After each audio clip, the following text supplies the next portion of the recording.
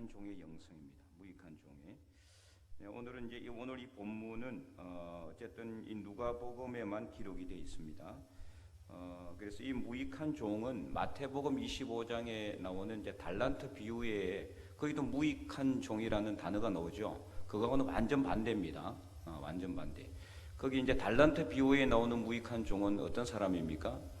주인이 종 3명에게 이제 5달란트, 2달란트, 1달란트를 맡겼죠. 근데 이제 1달란트를 맡은 종은 1달란트를 가지고 어떻게 했어요?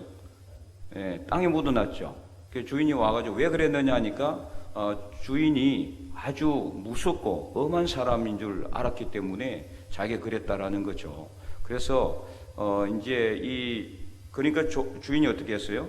그러면 차라리 그 1달란트를 가지고 어디 은행에나 어디 맡겨가지고 이자라도 받을 수 있도록 했어야지 왜 묻어놨느냐. 그래서 이 무익한 종을 다른 이 바깥에 내쫓으라 그랬어요. 그리고 1달란트 있는 거 어떻게 했어요?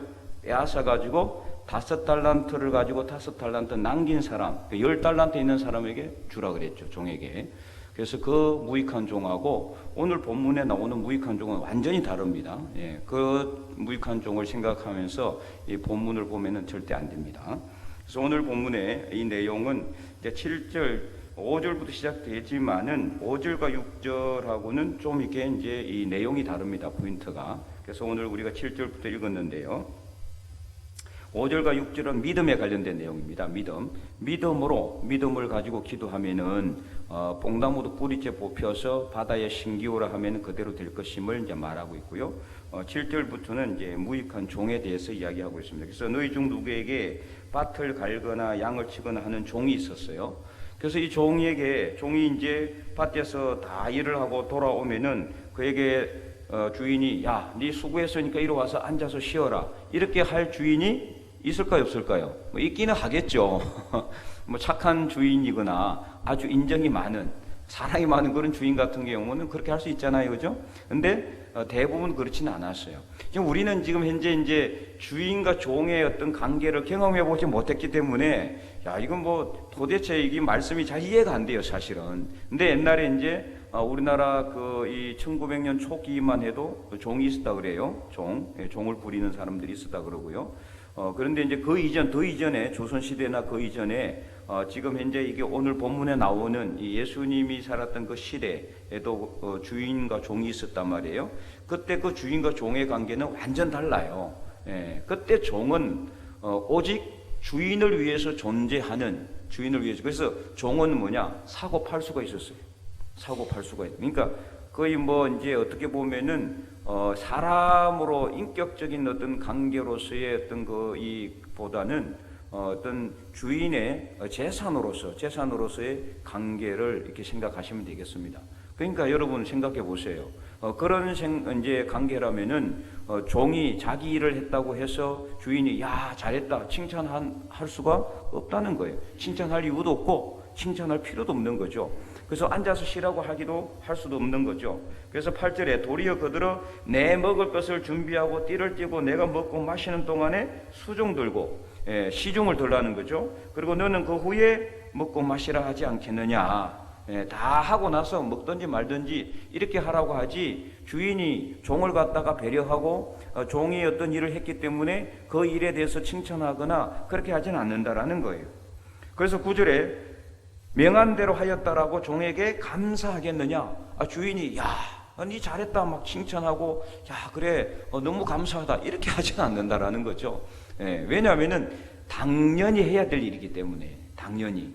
그러니까 전혀 감사의 어떤 의미가 없다는 거예요. 필요성이 없는 거예요. 감사의 필요성이. 감사를 느낄 수가 없는 거죠. 그때는 그랬어요. 종과 주인의 관계가. 지금 전혀 우리는 이해가 안 되죠. 아무리 종이라 그래도 열심히 일했으면은 감사할 수가 있는데 전혀 그때는 그런 관계가 아니었다는 말이에요. 그래서 10절에 결론이 뭡니까? 이와 같이 너희도 명령받은 것을 다 행한 후에 이르기를 우리는 무익한 종이라 우리가 하여야 할 일을 한 것뿐이라 할지니라 이렇게 이제 결론을 내리고 있습니다. 그래서 이제 이 종에 대한 자세를 이제 예수님께서는 강조하고 있는데요. 이제 오늘 우리도 어떻게 보면은 창조주 하나님에게 있어서는 우리는 종과 같은 그런 관계라고 볼 수가 있죠. 우리가 주인은 아니잖아요, 그죠? 우리가 하나님과 같은 동등한 입장은 아니죠. 아무리 하나님께서 우리를 양자로 아들로 그래서 우리를 인정했다 할지라도 우리가 하나님과 똑같이 되려고 해서는 안 되는 거죠. 하나님은 하나님입니다. 우리는 하나님의 피조물이고 다만 하나님께서 우리를 아들로 자녀로 딸로 그렇게 인정해 주신 것 자체는 그냥 은혜이지 실제로 우리가 하나님의 아들과 같은 하나님과 같은 위치에 딱 올라가 있는 건 아니거든요. 종이 절대로 주인은 될 수는 없다. 그런데도 불구하고 오늘 우리가 살아갈 때 하나님 나라를 위해서 열심히 종으로서의 역할을 감당해야 되는데 내가 주인이 돼가지고 하려고 하는 사람들이 있다는 거죠. 그러면 어떤 일이 일어날까요? 결국에는 문제가 생기는 거예요. 다 이렇게 무익한 종의 그런 자세를 가지고 일을 하면은 아무 문제가 없어요. 그죠? 나는 내 할 일을 했을 뿐이다. 그래서 항상 나는 무익한 종이라고 생각하면은 어떤 문제도 일어나지가 않습니다. 무슨 문제가 잘못되면은 내 잘못이고 내 탓이라고 생각하기 때문에 거기에 대한 문제가 발생할 수가 없죠. 근데 종이 아니라 주인의 관계를 가지고 딱 일을 하게 되면 어떻게 될까요? 늘 상대방을 갖다가 보고 비난하거나 잘못한 일을 갖다가 지시하거나 남의 문제를 갖다가 지적하거나 그렇게 할 수밖에 없는 거예요. 왜? 내가 주인의 관계 위치에 있기 때문에. 종의 위치에 있는 사람이 남이 잘하든 못하든 그거 상관합니까? 절대 상관할 일 없죠. 무슨 일만 하면 됩니까? 자기 할 일만 하면 되는 거예요. 내 할 일만 하면 되는 거예요. 저 사람이 잘하든 못하든 그거 상관할 일도 없고 간섭할 일도 없는 거예요. 내가 맡은 일, 내가 해야 될 일, 이것만 열심히 하면은 아무 문제가 없는데, 그런데 교회 안에서도 그렇잖아요. 마치 주인의 위치에 올라가서 이 교회가 내 것이신 양 그렇게 하는 사람, 주인의식이 너무 강해가지고, 그래서 진짜 주인의식이 너무 강해서 주인으로 착각하고 주인같이 행동하는 그런 경우가 있다라는 거죠. 그럼 어떤 문제가 생길까요? 결국에는 교회가 분열될 수밖에 없는 거죠. 시끄러울 수밖에 없는 거예요. 교인들이 교회를 떠나게 돼요. 교회가 이 안정이 되지 못하고 마음을 하나로 합할 수가 없는 거예요. 근데 무익한 종 같은 그런 역할, 그런 자세를 가지게 되면 어떻게 될까? 다 부족하다고 생각하기 때문에 서로 잘못한 것을 덮어주고, 그리고 모자란 것은 어떻게 해요? 채워주게 되는 거예요. 저 사람 잘못한 것을 내가 하고 또 내 잘못한 것은 저 사람이 채워주는 그러한 무익한 종의 그런 영성을 우리가 가져야 된다는 것을 오늘 예수님께서는 우리에게 말하고 있습니다. 그래서 우리가 일을 다 잘했다고 해서 야 나는 내 일을 잘했으니까 나는 최고다 이렇게 어수대고 뽐내지 않잖아요. 우리가 예수님의 어떤 종으로서 하나님의 종으로서 일을 할 때는 정말 내가 한 일에 대해서 자랑을 하거나 어떤 것을 드러내려고 하는 게 아니잖아요. 왜 그 일을 하고 있습니까? 우리가 하나님의 아들로서 자녀로서 우리가 해야 될 일을 당연히 해야 되는 것이기 때문에 하는 것이죠. 그러니까 그것을 뽐낼 이유가 없는 거예요. 자랑할 이유가 없고 밖으로 드러낼 이유가 없는 겁니다. 오늘 이 무익한 종의 영성이 없기 때문에 교회다 분열이 되고 서로 다툼이 생기게 되고 서로 문제가 생기는, 이는 다만 교회 안에서뿐만이 아니에요. 사회에서도 똑같이 적용이 됩니다. 어떤 곳에서나, 우리 가정에서도 마찬가지예요. 가정에서도, 우리 직장에서도 마찬가지입니다. 2명 이상이 모이는 조직 사회에서는 다 적용이 되는 겁니다. 내가 주인이 되려고 하고 내가 보스가 되려고 하고 리더가 되려고 하면은 저 사람을 내가 찍어 눌러야 되기 때문에 문제가 생기는 거예요. 그 사람이 나에게 복종하면 상관이 없지만 그렇지 않으면 어떻습니까? 서로 다툼이 생기고 서로 이권 다툼이 생기게 되고 서로 위로 올라가려고 하기 때문에 결국에는 분열이 생길 수밖에 없는 겁니다. 그래서 오늘 우리는 이 무익한 종의 영성을 다시 한 번 더 깊이 생각해야 된다. 자, 그렇다고 해서 우리가 하나님의 자녀로서 어떤 자부심을 갖지 말라는 뜻은 절대 아닙니다. 하나님의 자녀로서, 하나님의 양자로서, 하나님의 백성으로서 우리가 자부심을 가지는 건 중요해요. 그러나 우리는 주인은 아닙니다. 하나님의 위치까지 우리가 올라가서는 절대로 안 된다라는 겁니다.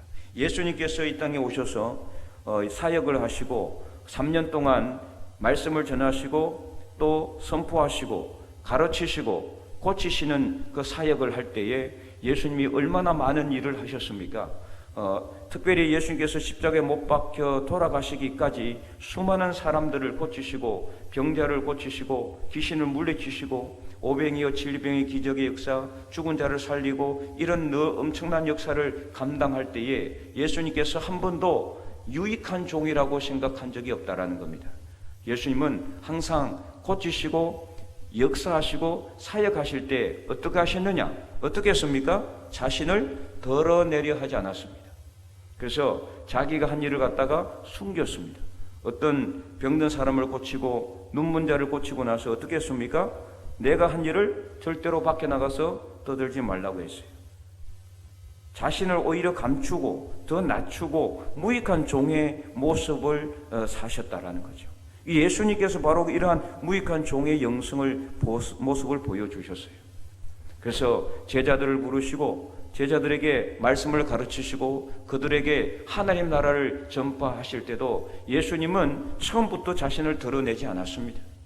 나중에 때가 되어서 예수님은 자신을 드러냈습니다. 하나님의 아들로서 십자가에 못 박혀서 죽으실 것이고 부활하실 것임을 나중에 십자가에 못 박히시기 전에 예루살렘에 올라가시면서 그때서야 제자들에게 말씀을 하셨다라는 거죠. 무익한 종의 모습, 이것이 바로 예수님의 영성의 모습이셨습니다. 그래서 오늘 우리는 예수님께서 십자가 위에서 그 누구도 겪을 수 없는 모진 그 고통과 아픔을 당하면서까지도 자신을 드러내지 아니하고 무익한 종의 모습으로서 하나님의 뜻을 이루시기 위해 십자가의 죽음의 길을 가신 것을 우리는 기억해야 됩니다. 그래서 항상 우리 자신을 낮추고 또 낮춰야 한다는 겁니다. 그래서 가장 낮은 자리로 오셔서 오늘 본문의 무익한 종과 같이 온 세상을 구원하시기 위해서 자기의 목숨을 우리 죄와 허물을 위해서 대신 내어주신 예수 그리스도의 무익한 종의 영성의 모습을 오늘 우리가 깊이 깨닫고 실천할 수 있기를 간절히 소망합니다. 내가 어떤 일을 많이 했기 때문에 나는 이만큼 한 일에 대해서 내가 보상을 받아야 된다라고 생각하고 있습니까? 아니면 내가 정말 일을 많이 했지만 무익한 종이라 내가 할 일을 했을 뿐이라고 그렇게 생각하고 지금까지 살아왔습니까? 물론 전자로 인해서 우리가 일을 내가 많이 했기 때문에 내가 칭찬도 받고 내가 인정도 받고 내가 보상도 받아야 된다고 생각하는 것이 나쁜 것일 수는 없지만은 그러나 예수님은 그러지 않았다는 것을 우리는 깨닫기를 바랍니다. 그래서 우리가 예수님의 영성을 닮아가는 사람이라면은 예수님처럼 행해야 된다라는 거죠. 예수님은 절대로 자신이 행한 것에 대해서 보상을 바라지도 않았고 예수님께서는 자신이 했던 그 사역을 통해서 무슨 상을 받기를 원하지도 않았습니다. 오히려 십자가에 자신의 몸을 내어주기까지 하나님 앞에 순종하는 삶을 살았다는 겁니다. 무익한 종의 모습으로 삶을 살았다는 것입니다. 오늘 우리가 교회 일을 하면서 어떤 분은 봉사일을 하잖아요. 또 어떤 분은 맡은 직분의 일을 감당합니다. 또 어떤 분은 직책을 가지고 어떤 자기가 해야 될 일을 감당하고 있어요. 그러는 이 모든 일을 우리가 감당할 때 정말 내가 무익한 종이라는 그런 의식을 가지고 이 일을 감당하는 것하고 내가 어떤 이 일을 하기 때문에 뭔가 내가 뭘 받아야 된다, 내가 무슨 인정을 받아야 된다고 일을 하는 것하고는 완전히 다릅니다. 무익한 종이라고 생각하면서 일을 하게 되면요, 누가 알아주지 않아도 인정해주지 않아도 기쁨이 넘치는 겁니다. 감사가 넘치게 될 수밖에 없어요. 그러나 뭔가 내가 인정을 받아야 되고 칭찬을 받아야 되기 때문에 그것을 위해서 일을 하게 되고 봉사를 하게 되면요, 항상 피곤할 수밖에 없어요. 힘들어요. 고통스럽습니다. 누가 인정하지 않으면 마음이 슬프고 가라앉고 힘들어지는 겁니다. 그래서 오늘 우리가 이 무익한 종의 모습, 무익한 종의 영성의 모습을 우리가 닮아가야 된다. 예수님의 그 십자가의 길, 무익한 종의 영성의 모습입니다. 우리가 언젠가는 하나님 앞에 설 때에 우리가 모두 그때는 어떻습니까? 무익한 종이 아니라 유익한 종이 되는 것입니다. 지금은 우리가 무익한 종으로서 생각하고 내가 내 할 일을 했을 뿐입니다.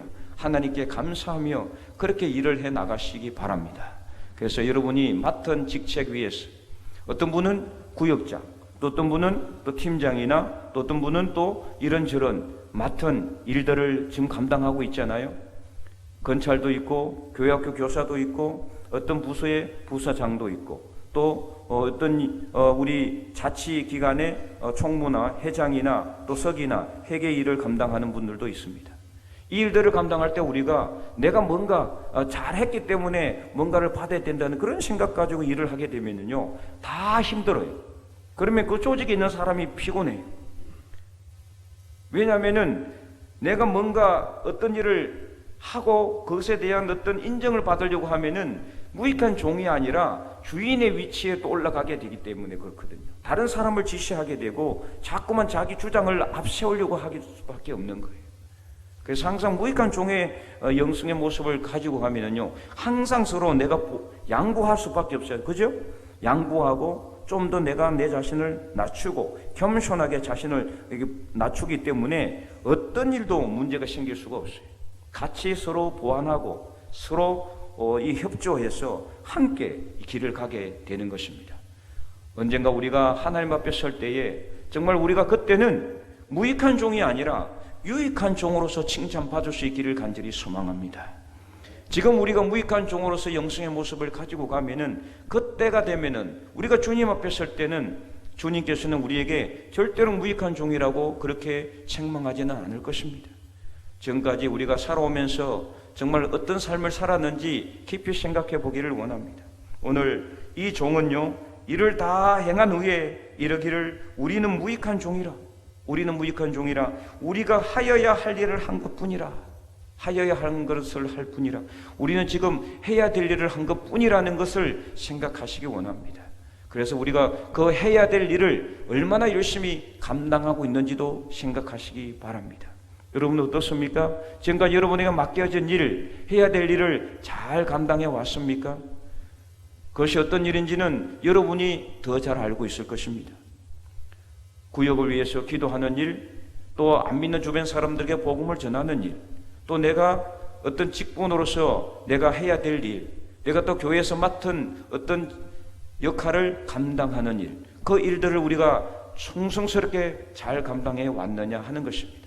어떤 부분에 있어서는 정말 잘 감당했을지 모르지만 또 어떤 부분에 있어서는 너무나 부족한 부분이 분명히 있을 것입니다. 그러므로 우리는 아직도 우리가 무익한 종으로서가 아니라 우리에게 맡겨진 일들로 다 잘 감당하지 못할 수도 있다는 것을 아시고 지금 내가 하나님의 자녀로서 교회에서 봉사하고 직분으로서의 일을 감당함에 있어서 정말 열심히 내게 맡겨진 일을 잘 감당하고 있는지 깊이 생각해보고 정말 우리가 이 일을 다 행한 후에 무익한 종으로서 영성의 모습을 예수님의 그 영성의 모습을 닮아가서 결국에는 나중에 주님 앞에 섰을 때 무익한 종이 아니라 유익한 종으로서 칭찬받고 그래서 하나님께 기쁨을 올려드리며 하나님께 영광을 드리는 저와 여러분의 삶이 될 수 있기를 주님의 이름으로 간절히 축원드립니다.